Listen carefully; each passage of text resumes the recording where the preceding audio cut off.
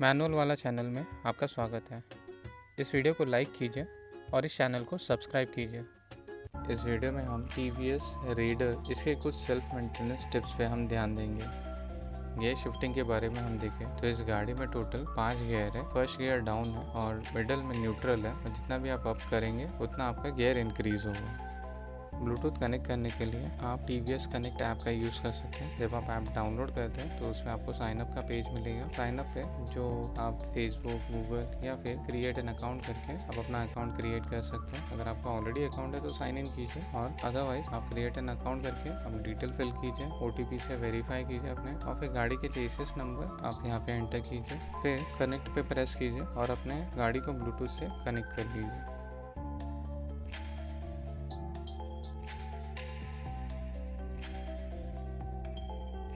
इस गाड़ी में लो बैटरी इंडिकेटर का भी ऑप्शन है, आप इसका भी यूज़ कर सकते हैं। इस गाड़ी में जब आप पेट्रोल फिल करते हैं तो इसका एक लेवल होता है, तो इस लेवल के ऊपर मत फिल कीजिए। जैसे यहाँ पे दिख रहा है कि कैप के नीचे एक और एक छोटा सा बॉक्स जैसा है, तो उतने ही लेवल तक आप पेट्रोल फिल कीजिए।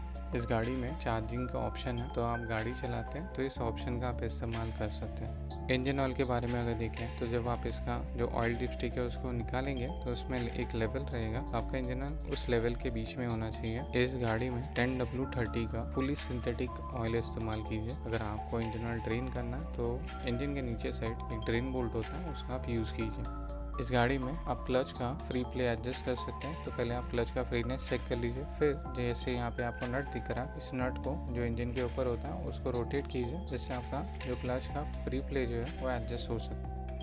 ब्रेक के बारे में अगर देखें तो अगर आपका फ्रंट डिस्क ब्रेक है तो उस केस में हैंडल बार के ऊपर एक बॉक्स जैसा होता है, उसमें मिनिमम मार्किंग के ऊपर आपका ब्रेक ऑयल होना चाहिए। और फ्रंट के टायर पे कैलिपर होता है, तो कैलिपर को हमेशा क्लीन रखिए। वाटर जेट की यूज़ करके आप वहाँ पे क्लीन कर सकते हैं। और आपका जो ब्रेक पैड होता है उसका भी एक वेयर लिमिट होता है, अगर वो वेयर लिमिट के नीचे चले गए या बहुत घिस चुका है तो उसे चेंज कर लीजिए। और हमेशा एडजस्टमेंट के बाद टायर का फ्रीनेस भी चेक कीजिए। अब अगर आपका फ्रंट का ड्रम ब्रेक होगा तो पहले तो आप राइट साइड का क्लच का फ्रीनेस चेक कीजिए। फिर वो फ्रीनेस को एडजस्ट करने के लिए आपके फ्रंट टायर के साइड पे एक नट जैसा एरिया होगा, तो उसे रोटेट कीजिए। इससे आप फ्रीनेस इंक्रीज या डिक्रीज कर सकते हैं। ध्यान रखिए कि इस पे जो पिन है उस पे जो नट है वो प्रॉपरली फिट होना चाहिए। अगर आपका ब्रेक यहाँ पे जैसे दिखाया गया या वीआर लिमिट के बाहर चला गया तो आप अपना ब्रेक चेंज कर लीजिए। अगर आपको पीछे का ड्रम ब्रेक है तो उसके लिए पहले आप राइट साइड का पेडल का फ्रीनेस चेक कीजिए। फिर आप एडजस्ट करने के लिए पीछे के टायर के साइड पे आपको एक नट जैसा एरिया मिलेगा, उसे आप रोटेट कीजिए। आपके एडजस्टमेंट हो जाने के बाद इस नट को प्रॉपरली आप फिट कर दीजिए, और फिर आप इस ब्रेक का वीआर लिमिट भी चेक कीजिए। अगर ये वीआर लिमिट के बाहर चले गए तो इसे चेंज कर लीजिए।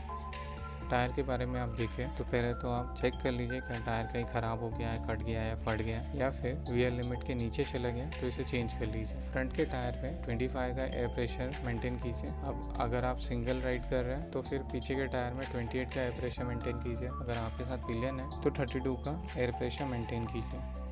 चेन के बारे में अगर हम देखें तो पहले चेन का स्लैकनेस चेक कीजिए, जिसके लिए गाड़ी को आप पहले सेंटर स्टैंड पे रखें, गाड़ी को बंद कीजिए, एक्सेल को लूज़ कीजिए। यहाँ पे जैसे नट दिखा रहे हैं दोनों साइड के नट को थोड़ा लूज़ करके फिर एडजस्ट कीजिए, और इससे आप चेन का जो स्लैकनेस या फिर अगर बहुत लूज़ हो गया चेन तो उसको एडजस्टमेंट कर सकते हैं। चेन को एवरी 500 किलोमीटर पे क्लीन करके लूप कीजिए।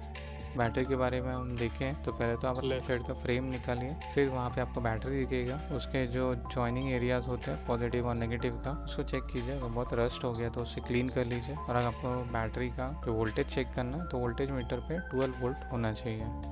फ्यूज़ के बारे में अगर देखें तो बैटरी के नियर बाय आपको 15 एम्प का फ्यूज़ और 7.5 एम्प का फ्यूज़ दिखेगा, तो इसका कंडीशन चेक कर लीजिए। अगर ये ख़राब हो गया तो इसे चेंज कर लीजिए। स्पार्क प्लग के बारे में अगर देखें तो इंजन के ऊपर एक एरिया होता है, वहाँ पे पहले आप उसका रबर कवर रिमूव कीजिए, और फिर प्रॉपर स्पार्क प्लग के स्पैनर से स्पार्क प्लग को रिमूव कीजिए। उसका कंडीशन चेक कर लीजिए, अगर रस्ट हो गया तो चेंज कर लीजिए उसे। और अगर इसका गैप 0.9 से 1 इसके बाहर चला गया तो इसे चेंज कर लीजिए। मेंटेनेंस शेड्यूल के बारे में देखें तो शेड्यूल में जहाँ पे आई लिखा है उस एरिया को इंस्पेक्ट कीजिए, यहाँ पे आर लिखा है उसको रिप्लेस कीजिए, यहाँ पे टी लिखा है उस पार्ट को टॉप अप कीजिए, यहाँ पे सी लिखा है उसको क्लीन कीजिए, जहाँ पे ए लिखा है उस एरिया को एडजस्ट कीजिए, यहाँ पे एल लिखा है उस पार्ट को लुब्रिकेट कीजिए, यहाँ पे टी आई लिखा है उस पार्ट को आप टाइट कीजिए। तो पहला सर्विस 1000 किलोमीटर या फिर 1 मंथ पे आपको करना पड़ता है, फिर एवरी 5000 किलोमीटर या फिर 6 मंथ में आपको आपका सर्विस कराना चाहिए गाड़ी का। कुछ पार्ट्स है जिसको रेगुलर आपको चेंज कराना पड़ता है। पहले तो इंजन ऑयल को 10,000 किलोमीटर पे या फिर 12 मंथ्स पे चेंज कीजिए। एयर क्लीनर एलिमेंट को 10,000 किलोमीटर या फिर 12 मंथ्स पे चेंज कीजिए। स्पार्क प्लग एवरी 20,000 किलोमीटर या 24 मंथ्स में चेंज कीजिए। फ्रंट फोक ऑयल को 20,000 किलोमीटर या फिर 24 मंथ्स में चेंज कीजिए। फ्रंट एंड रियर के ब्रेक फ्लूइड को भी 10,000 किलोमीटर या 12 मंथ्स में चेंज कीजिए। इस गाड़ी के लिए कुछ रिकमेंडेड चीज़ें आपको यूज़ करना चाहिए, जैसे इंजन ऑयल यहाँ पे दिख रहा है, फ्रंट फोक ऑयल है वो भी आप यहाँ पे देख सकते हैं, डिस्क ब्रेक के लिए जो ब्रेक फ्लूइड होता है वो भी आप चेक कर सकते हैं, ग्रीस कौन से कंपनी का आपको यूज़ करना है, स्टीयरिंग के लिए जो ग्रीस होता है वो कौन सा यूज़ करना है, और चेन क्लीनर या फिर चेन लुब्रिकेंट के लिए क्या इस्तेमाल करना है, ये आपको यहाँ पे दिख रहा है। वीडियो में दी जानकारी अगर आपको अच्छी लगी और आपको लगता है कि ये वीडियो आपके किसी दोस्त के लिए फ़ायदेमंद है तो आप इसे ज़रूर शेयर कीजिए, और आपको अगर कुछ सवाल है तो नीचे कमेंट बॉक्स में आप कमेंट कर सकते हैं। वापस मिलेंगे हमारे नए वीडियो में।